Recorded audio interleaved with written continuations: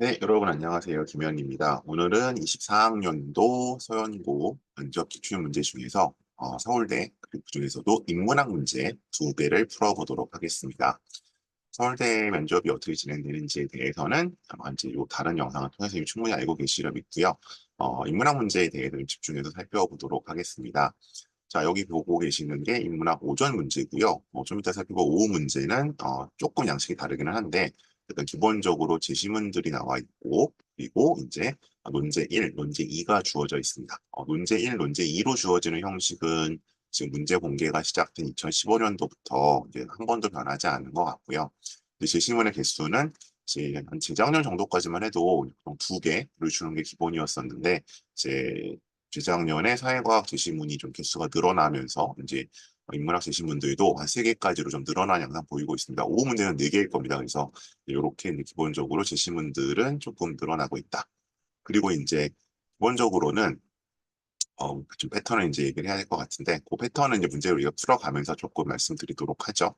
자, 언제나 이제 이렇게 문제가 나오게 되면 뭐부터 하자 그랬어요? 논제 분석부터 하자 그랬죠. 그럼 우리가 좀 논제 분석을 하고 구체적으로 문제들을 좀 풀어가 보도록 하겠습니다. 문제 분석을 왼쪽에 좀 한번 해보겠습니다. 자, 화이트보드 박스를 좀 띄웠고요. 자, 그러면 우리 논제는 지금 두개 퀘스천 1이 있고 퀘스천 2가 있습니다. 논제 분석은 항상 얘기 드리지만 뭐 그냥 문제가 이렇게 생겼구나라고 구겨가는 게 아니라 논점을 찾아가는 거. 왜냐하면 이 면접에서 가장 감점이 나오는 요소는 논점을 빼먹는 거기 때문에 그 논점을 잃어버리지 않기 위해서 문제 분석의 1차적인 필요성이 있다고 말씀을 드렸어요. 자, 그러면 보죠. 가에서 말한 역사학에서의 허구성을 구체적으로 설명하고 나와 다에서 발견되는 허구성, 허구적 요소가 각각 무엇인지 설명하시오. 그럼 우리가 지시문을 안 봤다는 전제 출발을 하는 거니까 논제는 크게 두 가지죠. 일단 쉼표마다 큰 논제가 하나 생겨요. 그럼 첫 번째 논제는 뭐예요? 지시문 가에서 얘기하는 허구성에 대해서 얘기를 해야겠죠.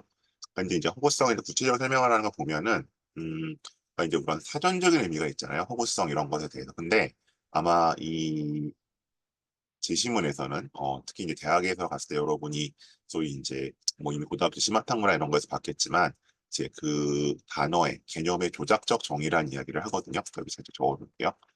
그러니까 이제 조작적 정의라는 건 이 용어가 사전적인 용어로만 쓰이는 게 아니라 이 연구자 혹은 필자가 어떤 의미로 사용하겠다라고 보통 제시하는 경우가 있어요. 근데 이제 이 한번 이 조작적 정의를 사회문화 배운 친구들은 이 얘기 무슨 얘기인지 알죠? 요 얘기를 한번 찾아보라는 얘기인 것 같고요. 첫 번째로서.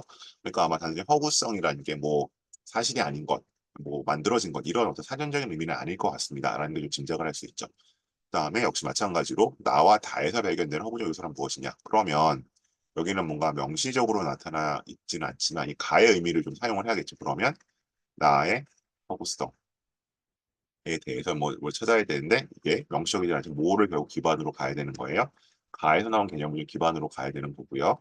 역시 두 번째 나와 있는 가에서의 허구성 역시 찾긴 찾는데 이게 따로 놀면 안 되는 거고 결국 뭐를 찾아가야 되는 것이다. 약간 가에서의 허구성의 어떤 그런 개념을 좀 활용을 해줘야겠죠. 그래서 사실 이거는 그 서울대 문제, 특히 이제 서울대 인문학 문제 일반적인 패턴은 아닙니다. 서울대 인문학 문제 일반적인 패턴은 제가 가장 오랫동안 지적된 패턴은 보통 첫 번째 문제에서 제시문이 뭔가 보여주는 대립되는 가치, 뭐 예를 들면 자유와 평등, 뭐 이런 가치, 아니 뭐 소수와 다수, 약간 이런 어떤 가치의 대립을 다루고 있는데 작년부터 좀 문제가 한 단계 업그레이드 좀 복잡해졌어요. 그래서 마치 이제 고대 문제에서 제시문과 분석을 시키는 것처럼 여기 보이는 것처럼 이제 그러면 가에서 뭔가 이런 허구성의 의미를 봤을 때 나와 다를 좀 얘기해라. 그러면 여기서 우리가 이제 기본적인 전제로 깔고 가야 되는 건 뭐예요? 문제를 풀어본 친구들은 알고 있겠지만 뭔가 나와 다는 서로 다른 얘기를 하겠구나. 혹은 뭔가 대비될 얘기를 하겠구나. 그걸 좀 아실 수 있어야 되는 거죠. 자, 그럼 일단 1번의 논점을 잡아보고요. 서울대 문제는 상대적으로 논점이 간단합니다. 그리고 최초 답변을 하는 것은 어렵지 않습니다. 서울대 문제랑 연고대 문제가 가장 구분되는 포인트는 뭐냐면 서울대 문제는 일단 이런 식으로 얘기를 시작을 하는 거고요. 약간 단서를 주는 거고 이거를 가지고 교수들이 약간 주고받으면서 뭔가 학생을 평가하겠다는 의미가 있는 거고 연세대학교와 고려대학교는 그냥 그 문제를 풀면 붙는 거고 못 풀면 떨어지는 거고 뭐 이제 상대적으로 이제 푼 애들 갖고 합격자가 부족할 경우에는 못 푼 애들 중에서 조금 더 푼 애를 붙이는 거 약간 이런 개념이에요. 그러니까 이 서울대 문제를 보고 가장 큰 오해가 뭐냐면 특히 이제 고3 학생들이 문제 딱 보고 처음에 생각보다 쉬운데 연대고사보다 쉬운데 그러고 준비를 게을리하는 거죠. 서울대 문제는 이 문제 자체를 푸는 데 의미가 있지 않다. 그래서 상대적으로 지금 제가 일단 먼저 올라간 영상이 아마 연고대 제1국민 전형 문제를 보여줬을 텐데 그것보다도 논점은 더 단순합니다. 예, 이렇게 보시면 될 것 같고요. 다음 2번 문제 가죠. 다에서 말한 혼종성이. 자, 이번엔 또 좀 다른 의미 나옵니다. 혼종성.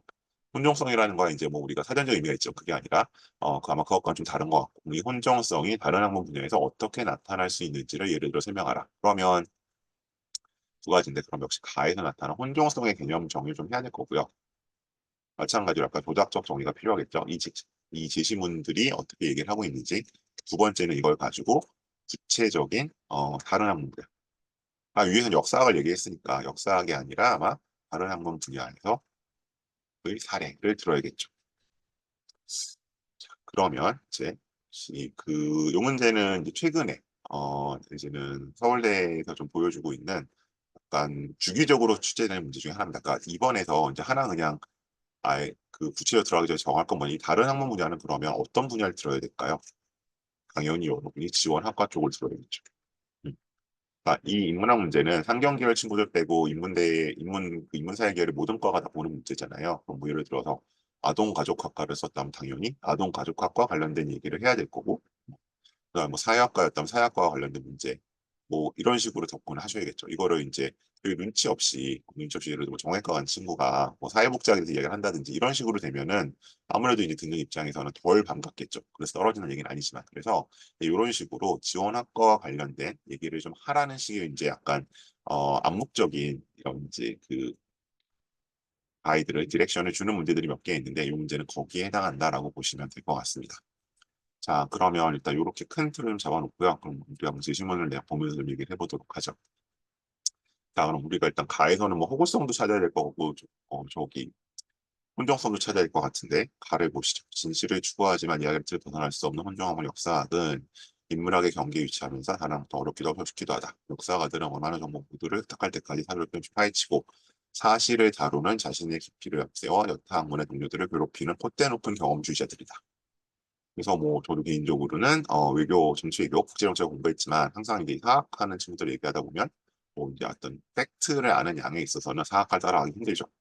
이와 동시에 역사책은 흔히 이야기를 중심으로 전개되며 가장 성공적인 역사서들은 대체로 훌륭한 소설의 속성을 일정히 갖고 있다.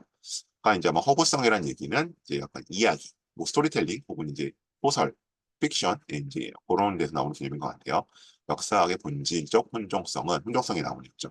과거를 재구성하는 데 있어서 사실성과 허구성 사이의 경계에 관한 논쟁의 핵심적인 이유가 된다. 음. 왜냐하면 뭐 이거를 이제 뭐 흔히 하는 말로 무슨 CCTV로 찍어 놓거나 다 무슨 기록을 이렇게 해놓은 게 아니기 때문에 어쨌든 이 기록을 가지고 이제 해석하고 재구성하는 부분이 분명히 있죠. 역사라는 것은. 그랬을 때 이제 어디까지가 사실이고 어디까지가 약간 이런 허구 사실과 다를 것이냐 이런 논쟁이 계속 벌어진다는 거죠. 그래서 이제 기본적으로 허구성, 혼정성에 대한 이야기들이 살짝은 나와 있습니다. 그러면 여기서 일단 기본적으로 허구성과 관련된 얘기에서는 언급된 부분은 어떤 게 있겠어요? 이것이 뭔가 이제 뭐 키워드 이렇게 재구성하는 데 있어서 뭔가 약간 소설과 같은 역할 혹은 이야기로서 역할하는 부분이 있는데 이것이 약간 허구성에 대한 이야기가 아닌가 싶고요. 그다음에 혼정성이라는 얘기는 혼종은 뭔가 섞여 있다는 거잖아요. 그럼 여기서 일단 쳐 나오는 얘기는 어 사실성과 뭔가 약간 대립되는 의미의 허구성. 요것이 두 가지 허구성 더하기로 해야겠네요. 허구성이 섞여 있다라는 부분인 것 같습니다. 이게 다는 아니지만. 자, 그러면 이제 이런 약간 뭔가 재구성되는 데 있어서 어, 사실이 아닐 수 있는 부분, 뭔가 해석이 들어간 부분 이런 데 대해서 재심은 나에서 무슨 얘기하고 있어요?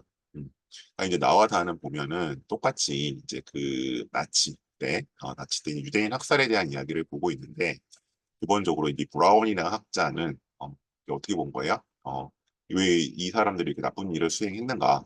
당연히 하면 안 되는 것인데 여기 독일 백일 예비 경찰대 재판 기록에서 이 평범한 사람들이 왜 학살에 가담했던 이유에 대해서 이렇게 얘기를 한다는 거죠. 사회적 관계로 인해 나약한 인간이 부당한 일을 행할 수 있다. 그래서 이제 이거는 나약한 인간이 부당한 행위. 그다음에 뭐 수능주의 권위에 대한 이런 것 때문에 했을 것이다. 그래서 그것은 이제 결국 집단적 수능성의 압도적인 영향이었다. 그럼 이 나에게 얘기하고 있는 이 학살의 원인은 뭘로 보고 있는 거예요? 써보죠. 자, 집단적 수능성, 나약한 인간.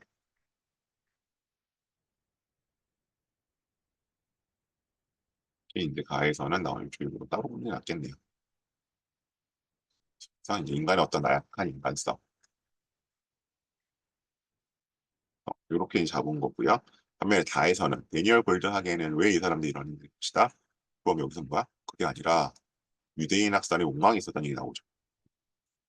그다음에 여기 나오는 것처럼 독일인의 반유대주의적 신념을 갖고 있었고, 그래서 이것은 사회적 관계라는 것이 아니라 뭐예요? 이 반유대주의자는 당시 동일사의 특수성이 문제였다.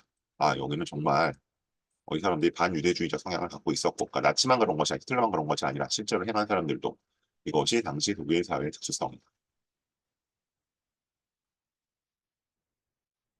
이게 나오는 것이죠. 그러면 여기서 그럼 우리가 그러니까 그 제시문 가에 따른 뭐가 사실성과 허구성이 있었다는 건데 여기서 사실은 뭐예요? 어, 101 예비 경찰대가 유대인들을 학살했다는 거죠. 이거는 나와 다가 어쨌든 공유하는 사실입니다. 근데 여기서 약간 갈라지는 부분은 뭐야? 이 작가가 접근한 그 각 연구자의 접근한 부분은 그 원인을 분석하는 데 있어서 나에서는 집단적 수능성과 나약한 인간성을 본 것이고 상대적으로 다에서는 반유대주의나 독일사회의 특수성을 본 것이죠. 그러면 이제 우리가 1차적으로 요구하는 재심은 독해는 여기까지 된 거죠. 근데 이제 여기서 끝내지는 마시고요. 여기서 이제 좀 한 단계 깊이 들어가 보면 이제 항상 제가 이 인문계 서양권 문제 풀 때 그리고 특히 이제 중시하는 게 서울대 같은 경우에서는 이제 어떤 단어의 카테고리 그리고 이제 어떤 대립되는 가치를 찾아내시는 게 굉장히 중요하거든요. 그러면 이제 나와 다를 뭔가 그냥 단순히 다르다가 아니라 얘네들이 어떤 걸 이제 그 어떤 기준을 잡았을 때 나눠질 수 있느냐. 그럼 상대적으로 실심한 나에서는 이 유대인 학살의 문제의 원인을 뭘로 보고 있는 거예요? 뭐 관계를 중시하는 집단적 순수 나약한 인간성. 그럼 이거는 뭐가 되는 거죠? 기본적으로 우리가 얘기할 때 이건 누구에게나 갖고 있는 인간의 보편성이죠. 즉 보편적인 문제를 보고 있는 거예요. 이건 그 독일 사회의 뭐 특수성이라든지 아니 독일인만의 고유성이 아니라 뭔가 보편성의 문제로 갖고 있는 거고 거기에 비해 상대적으로 제시문 다는 뭐야? 당시 독일 사회 특수성.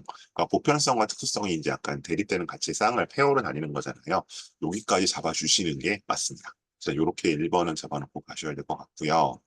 그다음에 2번으로 가보죠. 그러면 가의 혼종성의 개념 나와 있던 것처럼 사실성과 호구성 사이 어느 중간 정도를 이제 경계에 관해서 이제 약간 뭐 계속 알고 하는 거 요게 되는 것이다. 그러면 이제 혼종성이 다르면 어떻게 나타나냐? 그러면 이제 기본적으로 뭐예요? 사실성이 있고 호구성이 있고 자 제가 좀 정리를 해보죠. 그러면 지금 이게 다른 항목문제에 그럼 답변 어떻게 되냐면 그냥 아무 사례나 들면 되는 게 아니라 항상 사례를 들 때는 어떻게 해야 돼요? 주어진 조건을 맞춰야 되죠. 그러면 여기서 이제 우리가 사례를 들어야 되는데 조건의 그럼 이 답변 구성의 순서가 자 이러저러한 사례가 있습니다. 일단 첫 번째 나와야 될 거고 두 번째는 뭐예요? 그럼 이 사례가 우리가 이제 제시문의 조건에 맞는지를 얘기하겠죠. 그럼 첫 번째는 뭐야? 혼종성을 갖추어 있어야 돼. 그럼 이건 뭐야? 여기서 사실성의 측면은 무엇이고 허구성의 측면은 무엇이고 이렇게 나와야 되는 건데 근데 허구성에서 하나 더 들어가야지 뭐예요? 그것이 이제 뭔가 보편적인 측면에서는 뭐라고 얘기를 하고 특수성의 측면에서 뭐라고 얘기를 한다. 이 조건을 다 충족시켜야지만 이 제시문에 따른 사례가 되겠죠. 그래서 이제 이 서양권 문제 풀 때 가장 처음에 하는 실수는 뭐냐면 1번은 1번대로 풀고요. 2번은 그냥 2번대로 자기가 생각나는 사례를 대는 거예요. 왜냐하면 시간 안에 사례 찾기 바쁘니까. 근데 그러면 굳이 우리가 2번을 1번에 연계시켜서 가에서 말한 혼종성에 이거를 굳이 연관 지을 필요 없는 거잖아요. 그거는 출제자의 의도를 무시하는 거고 그냥 생각나는 혼종성이나 아무 사례나 얘기하는 게 아니라 이 문제가 요구하는 혼종성을 담고 있는 사례를 찾아야겠죠. 그게 그래서 이제 어려운 거죠. 그냥 막 푸는 것이 아니라 그래서 그런 순서대로 사례를 찾아가셔야 할 것 같습니다. 그러면 뭐 하나 예를 들어보면 어, 그래서 이제 뭐 그냥 그리고 뭐 가장 많이 얘기되는 게 뭐 사회학의 문제 가봅시다. 사회학일 수도 있고 뭐 아동가족학일 수도 있는데 지금 그냥 인구 감소란 문제 한번 저출생이라는 문제 한번 가볼까요? 저출생 문제라는 거에 대해서 한번 내가 이제 뭐 아동가족학 가든 뭐 아니면 뭐 사회학과든 지원했다. 그러면 이 문제에 있어서 기본적으로 혼종성이라는 존재를 보여줘야 되는데 사실상은 뭐예요? 어쨌든 출생률이 떨어지고 있다는 거죠. 한국의 경우에 극단적으로 저하되어 있어. 그럼 여기서 허구성의 문제는 뭐예요? 이거는 현상이고요. 그리고 지금 위에서 나타났던 거죠. 위에서도 이제 기본적으로 팩트는 뭐였어요? 현상은 유대인 학살을 했다는 거잖아요. 그죠? 평범한 독일 사람들이 그럼 이 우리나라 사람들 왜 애를 안 낳느냐? 그럼 여기에 대해서 약간 뭔가 다양한 해석들이 있지만 보편적인 해석은 뭐예요? 기본적으로 보편적인 해석은 자 이거는 뭔가 이제 약간 그 선진국에서의 보편적 현상. 상대적으로 이 개도국이나 저개발국은 인구 증가가 많고 선진국은 보통 이제 어느 정도 그 발전 단계에 가면은 인구가 감소되는 추세를 겪잖아요. 물론 살짝 다시 늘어나기도 하지만 이렇게 이제 설명하는 입장이면 특수성은 뭐예요? 뭐 한국적인 얘기들을 또 많이 하기도 하죠. 뭐 그러면 예를 들어 뭐 이것이 뭐 부동산 값 때문이다. 집값이 비싸다. 아니면 뭐 사교육비 부담 때문이다 등등등 이런 약간 한국적인 특수성이 강조되는 경향들이 있잖아요. 그래서 그러니까 제가 이것만 답이라는 게 아니라 이런 식으로 어떤 본인이 그 지원한 학과의 분야 이슈를 들고 그거는 이제 아마 학생부 종합전형을 준비했다면 심화탐구에서 한두 개 정도 있겠죠. 그런데 그것을 원인을 설명하는 데 있어서 이런 특정 지역 한국만의 문제가 아닌 뭔가 전 세계적인 프레임으로 설명하는 문제. 그다음에 또 하나가 뭔가 특수한 예외적인 경우 설명하는 그러니까 보편성과 특수성의 프레임을 가져와서 이 문제를 설명해 주셔야 한다는 거죠. 단순히 이것이 다른 것이 아니라 허구성이라는 게 그래서 다시 이렇게 요 부분을 잡아내는 게 이 문제의 포인트가 아니었나 싶습니다. 그래서 이런 식으로 예를 들면 답변을 구성할 수 있고요. 자 그럼 이걸 가지고 답변을 한다로 가정을 해봅시다. 그러면 같이 가지고 가보면 자그 해보겠죠. 자 1번 문제 말씀드리겠습니다. 재심은 가에서 이야기한 역사학에서의 허구성은 그 조작적 정의를 따라갈 필요가 있을 것 같습니다. 여기서는 이제 역사를 재구성하는 과정에 있어서 이것이 이야기 중심으로 서술이 되고 혹은 약간 소설과 같은 어, 픽션의 요소를 갖게 되는 그런 부분들을 역사학에서 허구성이라고 하는 이야기하고 있습니다. 이러한 가의 허구성의 개념을 나에 적용해 보면 이것은 이제 유대인 학설에서 집단적 수능성과 인간의 나약성을 원인으로 찾은 것을 볼 수 있습니다.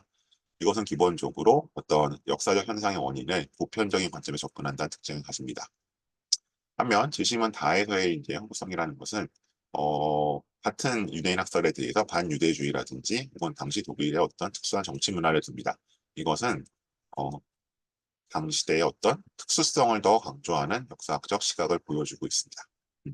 그래서 이러한 그 역사학에서 허구성이 지심은 나에서는 변성의 관점, 지심은 나에서는 허구성의 관점을 정리되는 것을 볼 수 있습니다. 정도가 되겠죠. 그래서 제가 앞서 영상 보시면 아실 텐데 기본적으로 우리가 이게 이제 한 문장씩로 따지시면 될 것 같아요. 보통 1분에 말할 수 있는 문장이 대략 좀 느린 사람은 4개, 많은 사람은 6개예요. 이제 지금 내가 정리한 답변은 대략 한 1분 30초 안팎에 들어오겠죠, 그죠? 그렇게 본다면 적절한 답변들이다. 그 서울대 면접에서 학생들이 가장 오해하고 또 실제로 하고 나서 후회하는 건 뭐냐면 예를 들면 이제 문제를 2개 풀잖아요. 뭐 상경계열 친구들은 사회과학이랑 상경치도 이거 좀 안 보겠구나 인문학이니까 어쨌든 상경 그 사회과학 수학 풀고 이제 이쪽 다른 친구들이 인문학이랑 사회과학 푸는데 이 두 세트를 15분 동안 면접을 진행하니까 면접 시간이 뭐 연대 5분, 고대 7분보다 기니까 훨씬 답변을 내가 길게 했다고 생각을 해요. 근데 그게 아니죠. 아까 얘기했던 것처럼 기본적으로 여기는 뭐야? 면접이 추가 질문이 핵심이거든요. 그러니까 나의 최초 답변은 상대적 난이도도 쉬울 뿐더러 그만큼 더 짧고 간결하게 해주셔야 돼요. 그래야 이제 충분히 질문을 받으면서 인터랙션을 하는 거거든요. 그 일부 학원에서 이게 오해를 하셔가지고 아예 답변을 길게 해버려서 추가 질문 받지 말아라고 하시는데 그러면 답변하기도 힘들지만 굉장히 리스크가 큽니다. 그거는 이제 기본적인 서울대 면접의 구조에 어긋나는 일이에요. 그래서 그렇게 하시면 안 되고 대략 저는 1분에서 정말 길어도 1분 30초 정도라고 얘기를 하거든요. 학생들한테. 이 정도 답변하면 보통 면접관이 2분이니까 한 분이 하나 정도씩 추가 질문하고 다음 문제 넘어갈 거예요. 자, 그래서 이제 1분 30초 나오는 거고요. 이번 문제 가보죠. 다시 이번 문제 답변 드리겠습니다. 재심은 뭐 가에서 얘기하고 혼종성이라는 것은 이 사실성과 허구성이 뭔가 복합적으로 작용하고 있는 상황을 이야기하고 있는 것 같습니다. 저는 이제 뭐 제가 지원한 뭐 예를 들어 사회학 분야에서의 이러한 혼종성의 문제를 저출생 이슈에서 한번 찾아보고 싶습니다. 아니 뭐 적용해보고 싶습니다. 저출생 문제는 뭐 특히 한국 사회에서 출생률이 극단적으로 저하되는 현상에 대해서 적용됩니다. 여기까지 기본적으로 이거는 사실성이죠. 사실성의 측면입니다. 그런데 이 원인을 찾아가는 과정에 있어서 마치 이 호구성의 부분, 지심은 가가 이야기하는 호구성의 요소가 발생할 수 있습니다. 먼저 보편적 관점에서는 선진국의 이제 인구 증가 혹은 경제 발전 일정 단계에 달았을 때 인구 감소가 나타나는 보편적 현상이라는 관점이 있을 수 있습니다. 반면에 그러한 보편성 외에 한국의 이런 약간 극단적인 상황은 뭐 부동산 값이라든지 부동산 가격이라든지 사교육비 부담이라든지 지극히 한국적인 특수성이 반영되는 양상으로도 해석이 가능합니다. 따라서 저는 한국의 저출생 문제 역시 역사학에서 이야기하는 혼종성, 즉 사실성과 호구성이 뭔가 결합되어 있고 복합되어 있는 양상이라고 생각을 합니다. 역시 8개죠. 그래서 이제 이런 식으로 정리해 주시는 게 좋고요. 특히 이제 사례 문제를 그냥 사례 틱 던져놓고 막 이 사례가 뭔지만 해설하는데 신경 쓰는데 그게 아니라 이 사례가 앞서 우리가 문제가 된 조건을 어떻게 충족시키는지를 명확하게 설명을 해주셔야 한다는 점을 강조하고 싶습니다. 그리고 이제 보통 이제 마찬가지인데 이 문제도 이제 보편적으로 이제 어떤 풀어가는 요소들이 있고요. 다만 이제 특히 서울대가 요구하는 어떤 출제자의 숨은 의도 2번에서 내가 지원한 학과로 잘 끌고 갈 수 있는 센스가 좀 필요하겠죠. 1번 문제 일단 이 정도로 5점 문제 일단 이 정도로 정리를 하도록 하겠습니다.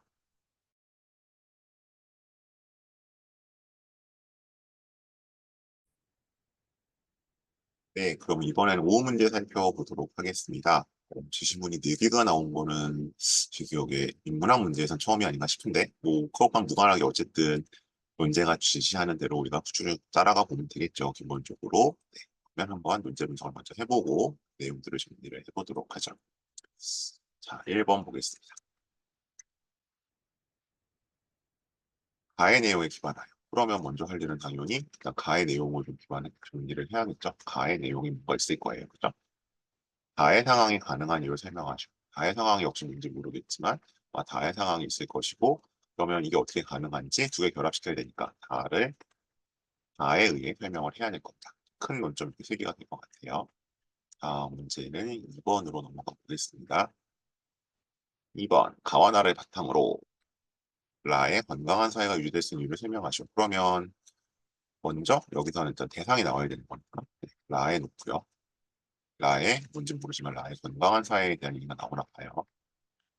네, 좀 뭔지 좀 건강한 사회 뭐 조건이 있을 수도 있고 과정이 나올 수도 있고 그럼 이제 이 라에 대해서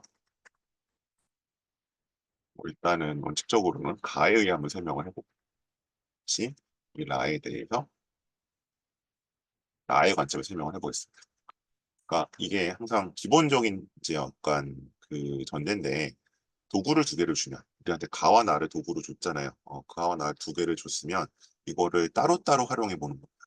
그러니까 라를 가를 갖고도 한번 얘기를 해서 뭐 가 다시 얘기를 해보고 나를 갖고 설명해보고 다시 나 다시 얘기를 해보고 왜냐하면 그냥 가와 나를 뭉쳐서 한 가지로 설명을 할 거면 굳이 도구를 두 개 줄 필요가 없는 거잖아요. 네, 그래서 이렇게 우리한테 도구를 두 개를 줬다고 하면 이제 뭐 XY란 그런 일체방정식 두 개를 준 거나 마찬가지니까 그럼 해를 두 개를 찾을 수 있도록 각각 어떻게 설명하면 다르게 나올 수 있을지를 한번 접근해 보셔야겠죠. 자, 그러면 이제 우리 한번 1번부터 좀 정리를 해보도록 하겠습니다. 가에서의 내용은 어떤 내용인가요? 여러분이 보시면 일단 크게 두 개죠. 두 개 구분할 사람을 믿는 거 있고 사실을 믿는 게 있다. 그럼 이제 뭐조 발표로 예를 들었었는데 그러면 이제 이 유진이가 나를 뭔가 도와줄 거야. 하는 데 있어서 뭐그 지시문서 그 내용 구성대로 가보면 유진이가 과제를 도와줄 것이라 사실을 내가 믿는 것은 뭐 근거가 뭐라는 거예요? 그의 평소 행동, 그리고 증거 이런 거에 뭐 일종의 경험이겠죠. 경험적인 거에 의해서 믿는 것이고 근데 유진이는 나를 도와줄 아이야. 그 사람을 믿는다는 것은 뭐예요? 개인적 관계, 뭐 친할 수도 있고요. 등등등 이런 것들이 영향을 미친다는 것이죠. 그래서 이제 이거는 이렇게 됐을 때 우리가 이걸 뭐라고 부른다? 개인적 관계를 가지고 사람을 믿는 것은 이제 이 제시문에 따르면 뭐 사전적 의미가 좀 다른 거죠. 그럼 이제 사람에 대한 믿음이 되는 것은 제시 마지막 문장 가보면 이거는 믿음이고요. 믿는 것이 되는 거, 믿음이 되는 거고 밑에 것은 이제 어떤 사실에 기반해서 이제 하게 되는 것은 이제 신뢰라고 얘기를 하고 있죠.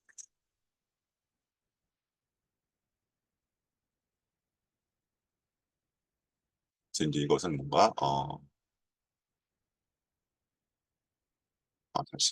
사실을 믿는 것을 여기서 믿음이라고 했네요. 그렇지, 이제 보면 믿음을 사실에 대한 믿음에 신뢰를 사람에 대한 믿음에 한정해서 말한다면 그러니까 사실이 믿음이 되는 것이고 사람을 믿는 게 신뢰가 되는 것이다. 그렇죠? 그다음에 이제 이걸 가지고 이제 다의 상황에 한번 가보라고 해요. 다의 상황은 무슨 상황이에요? 낯선 사람에게 길을 물었을 때 일러주면 거의 그대로 가죠. 네, 실제로 그래요. 근데 여기서 하는 얘기는 도대체 이제 뭘 믿고 그러냐는 거죠. 낯선이가 말하는 대로 가는 이유는 무엇일까? 그리고 이제 그러면 낯선 곳에서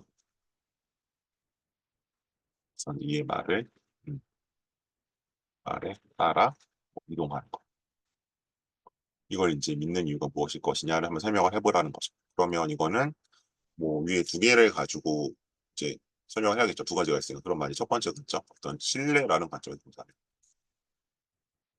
사람을 믿는 것이라면 근데 이제 이 사람에 대해서는 어 특별한 어떤 개인적으로는 전혀 모르는 사람인 거죠. 근데 이제 그러면 그거는 개인적 신뢰는 아닌 거. 없는 게 되는 거고 만약에 사실을 믿는 게 된다면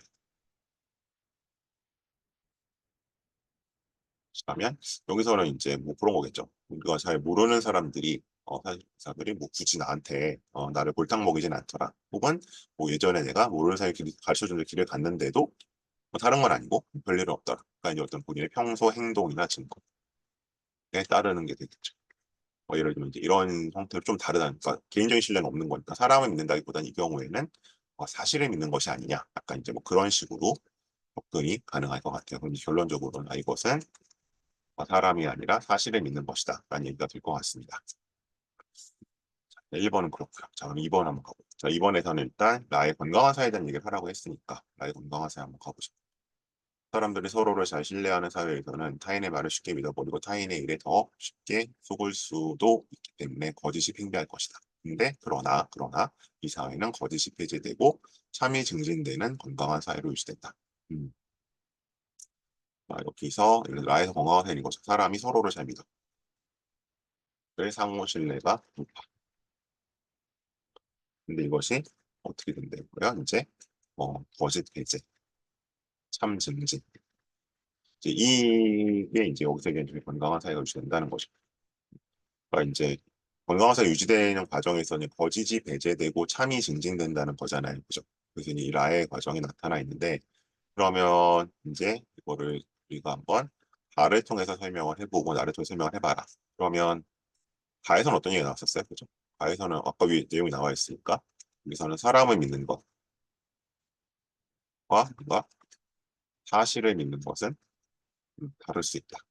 다른 이유는 뭐예요? 이것이 사람을 믿는 건 개인적 관계에 토대를 하는 거지만 사실을 믿는 것은 평소 행동이나 증거에 따른 것이다. 이 얘기는 나타났다고 할 수 있고 자, 나는 뭐죠? 나는 우리가 정리 안 했으면 보죠. 믿음의 기반과 신뢰의 기반 차이는 참여 아니면 드러난 경우와 신뢰 차, 이제 반응의 차이를 만든다. 그러니까 여기서 역시 믿음과 신뢰라는 걸 좀 구분을 하네요. 믿음과 신뢰라는 걸 구분했는데 어, 믿음이란 것을 먼저 얘기를 하고 있는 믿음이라는 것은 뭐 예를 들면 날씨 같은 걸 얘기를 하는 거죠. 날씨를 이제 증거를 기반으로 해서 믿었었는데 근데 만일에 그것이 틀렸다. 틀렸다고 하게 되면은 이제 짜증을 내고 대신 이제 어떻게 대응한다는 거예요? 증거를 더 찾아. 이런 식으로 된다는 얘기를 지금은 나의 첫 번째 부분 믿음에 대한 얘기를 하나 하고 있고 쳤어야지 정리가 잘 될 것 같고요. 그다음에 신뢰에 대해서는 뭐라고 얘기를 하고 있냐? 신뢰량은 이제 기본적으로 뭐 친구의 결백 이런 걸 예로 들고 있죠. 근데 이제 여기서 얘기하는 것은 단순한 짜증이 이렇게 깨졌을 경우에 단순한 짜증이 아니라 뭐예요? 배신감.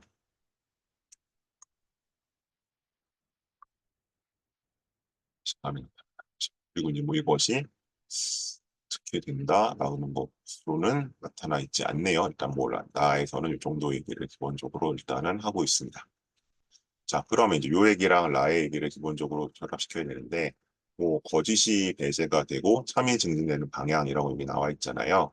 그러면 이건 뭐 풀어가는 방법이 뭐 다양할 수 있지만, 제일 좋은 건 하나씩 연결시켜보자 그랬으니까. 그러면 우리가 지금 해결해야 되는 게 거짓 배제와 참 증진이죠. 그러면 여기서는 우리가 뭐를 해결하자? 그럼 여기서 하나씩 나갈까? 거짓 배제가 어떻게 이루어지고 참이 어떻게 증진되는지를 한번 가야 될 것 같은데, 뭐 정답은 이제 이거 하나만의 방법은 아니지만 한번 풀어보면 여기서는 예를 들어 참이 증진되는 방법에 대한 얘기를 하고 있다 라고 할 수 있을 것 같고, 여기서는 거짓이 배제되는 방법에 대한 얘기를 하고 있다 라고 할 수 있는 것 같죠. 왜 이게 얘기되냐면 참이 증진된다는 것은 이제 자꾸 틀리는 일을 막는 거잖아요. 이제 아니면 이제 속는 일을 막는 것이고, 근데 이제 기본적으로 여기 가에서는 어떤 얘기를 하고 있어? 참 증진. 아니면 반대로 가볼까요? 반대로 하면 좀 쉬울 것 같긴 한데, 자, 거짓 배제.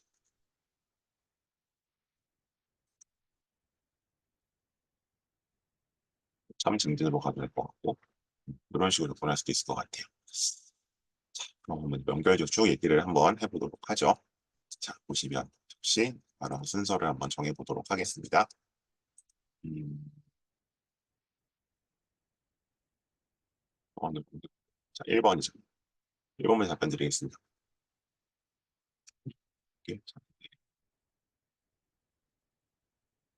네, 1번 문제 답변 드리도록 하겠습니다.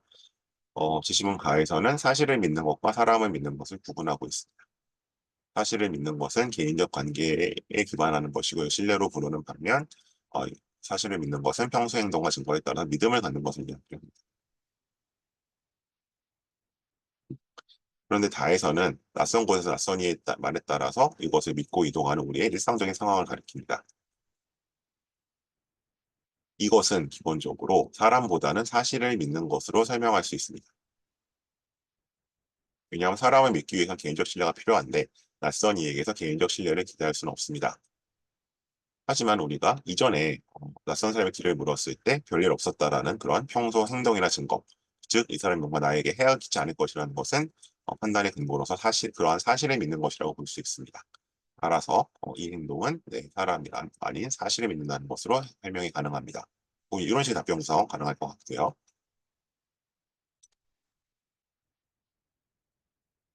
자, 다음 2번 문제 한번 가보도록 하죠. 2번 문제 답변 드리겠습니다. 재심은 라가 얘기하고 있는 건강한 사회라는 것은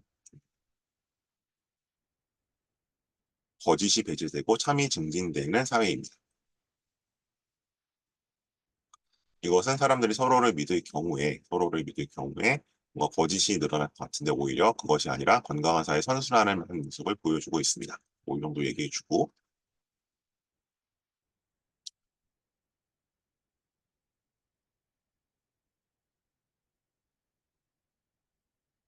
그러면 첫 번째는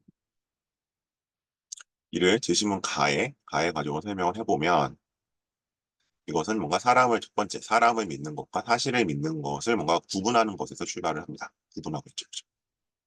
그건 두 개가 다른 문제다. 즉, 사람을 믿는다고 하더라도 그 사람의 평소 뭐 행동이나 어떤 증거에 의해서 뭔가 거짓을 배제해 나감으로써 이제 긍정적인 역할을 강화하는 것으로 볼 수 있습니다. 또한 이제 지심은 나에 의해서는 참이 증진되는 측면을 설명할 수 있습니다. 끊어가죠. 왜냐하면 지심은 나에서는 만일에 이러한 사실이 틀렸을 경우에 짜증만 내는 것이 아니라 증거를 더 찾는 식으로 대응해가는 양상을 볼 수 있습니다. 그렇게 되면 이제 이러한 사실에 대한 증거를 더 수집함으로써 참을 늘려가는 효과를 가져올 수 있어서 이러한 문제가 해결된다고 볼 수 있습니다. 그래서 뭐 이것만이 정답은 아니지만 일단 두 개를 뭔가 하나는 약간 거짓 배제에 위해서 어떻게 쓰이고 나는 참을 증진시키는 어떻게 쓰이고 뭐 반대로 연결시켜도 사실 상관은 없을 것 같아요. 이런 식으로 하나하나씩 연결시켜서 풀어간다 라는 것을 이제 얘기할 수 있죠. 역시 이제 8개씩 됐기 때문에 답변 시간은 뭐 1분 30초, 역시 두 개 합쳐서 3분 이내로 떨어지지 않을까 싶습니다. 네, 이렇게 해서 이제 기본적으로 음, 그 설문 문제를 한번 풀어봤고요. 그리고 항상 말씀드리지만 서울대 문제는 추가 질문이 더 중요하기 때문에 이 답변을 준비하는 데 있어서 요걸로 끝내지 마시고 그럼 내가 이렇게 답변했을 때 과연 추가 질문이 어떻게 나올지를 한번 생각해 봐야겠죠. 그래서 예를 들면 이제 지시문 나처럼 가죠. 뭐 "사람을 믿는 것과 사실을 믿는 것은 다른 일이다."라고 얘기하는데 혹시 본인이 동의하는지. 가장 이제 기본적인 누구나 예상할 수 있는 추가 질문입니다. 그래서 이제 본인이 여기에 대해서 한번 음 나름대로 입장을 한번 생각을 한번 정리를 해 놔야 될 것 같고요. 그다음에 두 번째 여기 나왔던 것처럼 뭐 지시물 나에 있어서 그러면 이제 본인은 만일에 뭐 이렇게 그 배신감을 느꼈을 때 어떤 식으로 행동을 하는지, 정말 여기 제시문에 나온 것처럼 증거를 더 수집하는 것에 대해서 공감이 가는지, 뭐 이런 질문들이 기본적으로 제시문에 출발할 수 있기 때문에 그냥 단순히 이 문제에 주어진 답변만 생각하지 마시고 이어질 추가 질문들까지도 최소한 1 단계까지는 생각해서 준비를 하셔야지만 보다 합격의 길에 가까워질 수 있을 것 같습니다. 네, 이상으로 24년도 서울대 인문학 기출문제 해설을 마치도록 하겠습니다. 고맙습니다.